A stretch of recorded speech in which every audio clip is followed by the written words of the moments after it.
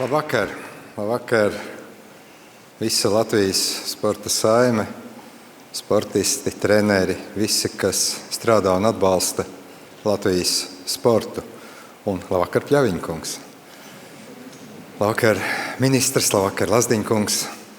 Vispirms es gribu teikt, ka šī nominācija ir ļoti būtiska. Šī nominācija ir būtiska tādēļ, ka jūs, kas esat sportisti, labi zināt, ka sports sākās ģimenē, turpinās skolā, bet ja tu vēlies tiešām sasniegt labus rezultātus, bez trenera nekā. Un treneris ir tas, kas iedvesmo, tas, kas profesionāli palīdz, tas, kas atbalsta, dažreiz arī pasaka kādu stingrāku vārdu, jo tas ir svarīgi, lai gūtu panākums. Pļaviņkungs ir īpaša kategorija, jo jūs neesat tikai treneris, jūs esat spēlējošs treneris. Un 2025. gads jau ir pagājis zināmā mērā pludmales volejbola gaisotnē.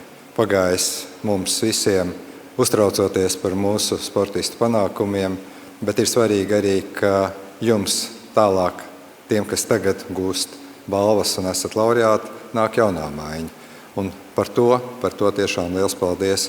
Visbeidzot, es gribu teikt, ka savā ziņā jūs visi sportisti, bet pludmales volejbols ir īpašs, tādā ziņā esat savā ziņā arī ģeogrāfijas skolotāji, jo pēc jūsu panākumiem lielā mērā daudz skatās, kur tā Latvija ir, vai viņiem vispār smiltis ir, vai viņiem vispār pludmales ir, un tādā ziņā es teiktu, ka jūs arī daudz popularizējat mūsu valsti. Savukārt, trenera pienākums, un es šeit gribu citēt Mārtiņu Pļaviņu, tajā brīdī, kad sportisti priecājās, treneris jau sāk domāt par nākamām spēlēm, nākamiem izaicinājumiem, nākamām uzvarām. Apsveicu no sirds un aicinu saņemt balvu.